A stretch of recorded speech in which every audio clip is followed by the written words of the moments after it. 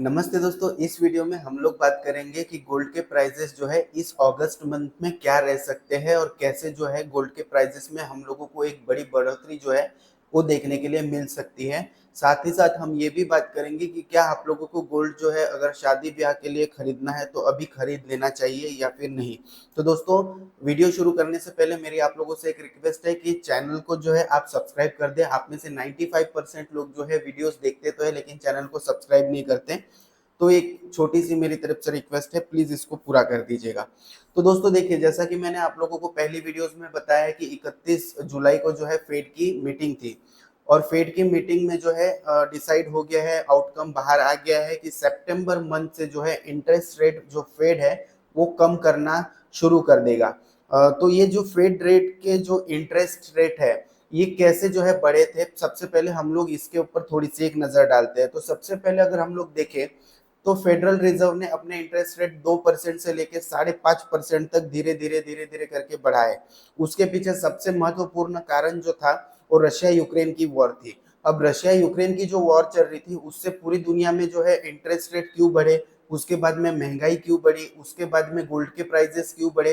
अगर हम लोग देखा जाए तो उसके पीछे सिर्फ और सिर्फ एक कारण था कि यूक्रेन जो था गेहूं सबसे ज्यादा उगाता था और रशिया का जो जिस मतलब जगह पे जो युद्ध चल रहा है उस जगह पे जो है रशिया भी बहुत अच्छी तरीके से जो है गेहूं का उत्पादन करता था। अब इसकी वजह से जो है सारी दुनिया में शॉर्टेज आ गया गेहूं का और इसकी वजह से सारी दुनिया में जो है महंगाई बढ़ी।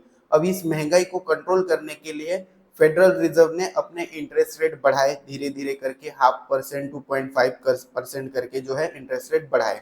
तो हम लोगों को देखने के लिए मिला कि सिर्फ दो देश अगर युद्ध में जाते हैं तो पूरी दुनिया पर जो है उसका असर पड़ता है और हम लोगों को गोल्ड के प्राइसेस भी बढ़ते हुए नजर आए। अब जब फेड ने इंटरेस्ट रेट कम करने की बात कर दी है तो मैंने आप लोगों को जैसा कहा था कि एक ही दिन में आप लोगों को इतना उछाल गोल्ड के मार्केट में दिख सकता था जितना जो है पिछले कुछ टाइम से गोल्ड के प्राइसेस कम हुए थे।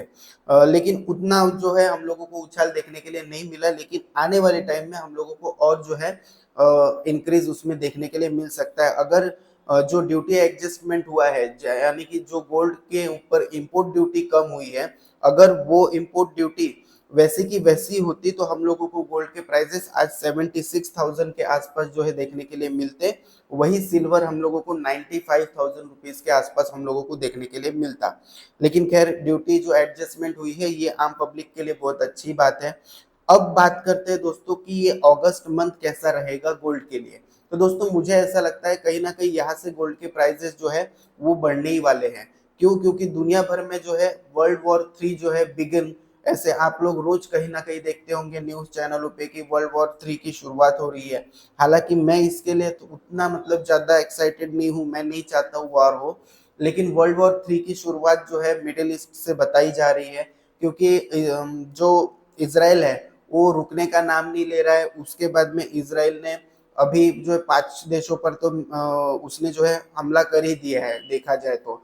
जैसे कि उसने जो है पैलेस्टाइन में, उसके बाद में गाजा में, उसके बाद में लेबनान में, सीरिया में, उसके बाद में अभी अभी जो है उसने ईरान में घुसकर जो है ईरान के मतलब मेन जो जिसको कहा जाता है राजधानी में, वहां पे मिसाइल अटैक से जो है हमास के जो लीडर है उसकी हत्या की है। इससे जो है ईरान भी कहीं ना कहीं तलमला उठा, क्योंकि ईरान के यहाँ पे जो मतलब मेहमान आया हुआ था उसको जो है इसराइल ने मार दिया।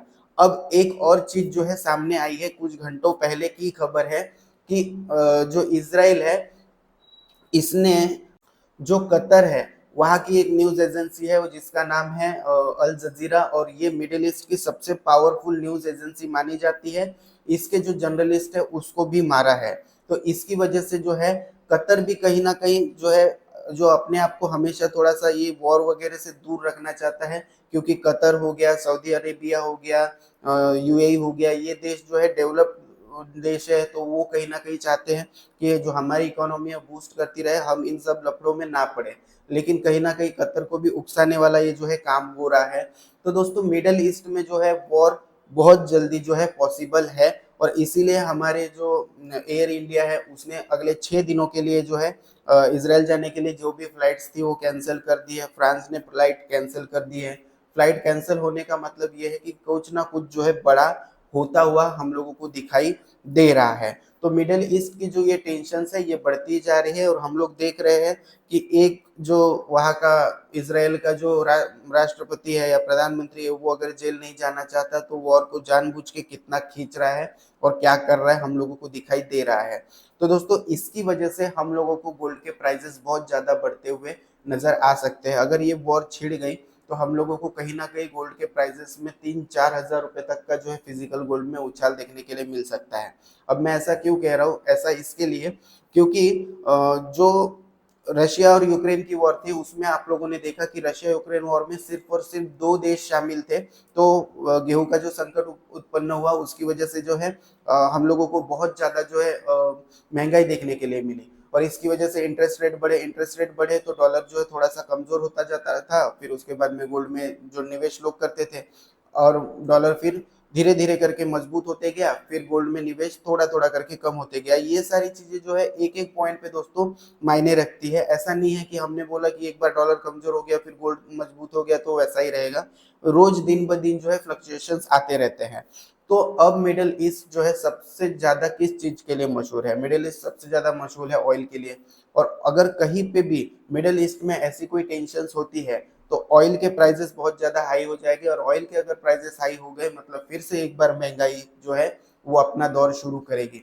और महंगाई का दौर अगर शुरू होता है तो फिर से जो है इंटरेस्ट रेट कहीं ना कहीं ऑल ओवर वर्ल्ड में बढ़ेंगे और इसकी वजह से जो है गोल्ड के प्राइसेस धीरे धीरे करके और बढ़ने की संभावना है। इसके बाद में दोस्तों हमारे इंडिया पाकिस्तान के और फिर पाकिस्तान के अंदर भी जो रिलेशंस है वो अच्छे नहीं है। अब मैं पाकिस्तान की यहाँ पे बात क्यों कर रहा हूँ क्योंकि कोई उसके बारे में बात ही नहीं करता। पाकिस्तान में इंटरनली देखा जाए तो भी जो है जो वहाँ का बलूचिस्तान है और पाकिस्तान है वो आपस में जो है उनकी फोर्सेस जो है लड़ रही है और काफी ज्यादा वहां पे टेंशन का माहौल है। साथ ही साथ में अभी जो है एक न्यूज निकल के आई थी उसकी पुष्टि हालांकि भारत सरकार ने नहीं की है कि पाकिस्तान ने एक पूरी उनकी जो एसएफ जो मतलब स्पेशल फोर्स टास्क होती है उसकी एक पूरी की पूरी बटालियन जो है हमारे जम्मू कश्मीर रीजन में भेज दी है। उसके बाद में जो है बैंक ऑफ जापान ने जो है इंटरेस्ट रेट बढ़ा दिए हैं। तो इसके लिए कहीं ना कहीं डॉलर जो है कमजोर होगा और जो डॉलर का निकाला हुआ पैसा लोग कहीं ना कहीं बैंक ऑफ जापान में डालने की कोशिश करेंगे। उसी के बाद में टेंशन जो रशिया यूक्रेन में बनी हुई है वो एज इट इज बनी हुई है। और अभी अभी सुनने में आया है कि जो यूक्रेन है उसको F-16 फाइटर भी मिला है जो सबसे अच्छा फाइटर माना जाता है। तो ये जो है और खींचता हुआ हम लोगों को दिखाई दे सकता है। इसी के साथ साथ एक और चीज मैं आप लोगों को बताने जाता हूँ। जो वर्ल्ड वॉर जो 3 की शुरुआत होने वाली है उसके पीछे क्या कॉन्सेप्ट्स है ये हम लोगों को थोड़ा समझना बहुत जरूरी है। तो दुनिया भर में राइट विंग की गवर्नमेंट्स बहुत बन रही है। राइट विंग की गवर्नमेंट्स बन रही है मतलब हमारे यहाँ का राइट विंग अलग होता है, बाहर का राइट विंग अलग होता है। बाहर के राइट विंग वाले कहते हैं कि जो हमारा है वो हमारा ही रहेगा, जो बाहर के लोगों के से देश हमारे देश में आए हैं उनको सबको बाहर निकालो, सिर्फ हमारे देश के लोगों को नौकरी दो। दूसरे की अगर वॉर हो रही है उसमें तुम फंडिंग मत करो, दूसरे की वॉर हो रही है उसमें तुम मत कूदो, दूसरा देश कुछ भी करे उससे हमको क्या, हमको हमारी इकोनॉमी पे ध्यान देना चाहिए। ये बेसिकली वहाँ की राइट विंग गवर्नमेंट जो है वो सोचती है। और आप लोगों ने यूनियन जो यूरोपियन यूनियन का इलेक्शन है उसमें भी देखा होगा कि राइट विंग की जो है गवर्नमेंट आई। उसके बाद में अभी जो पेरिस में ओलंपिक्स चल रहे हैं तो ओलंपिक्स में भी आपने देखा कि मतलब वहाँ की जो सरकार है उसको भी काफी सारे प्रॉब्लम्स फेस करने पड़े इन राइट विंग लोगों की वजह से। तो दोस्तों इन ये सारी चीजें जो है मिलके कहीं ना कहीं फ्यूचर में एक न्यू वॉर जो है क्रिएट करता हुआ हम लोगों को दिखती है।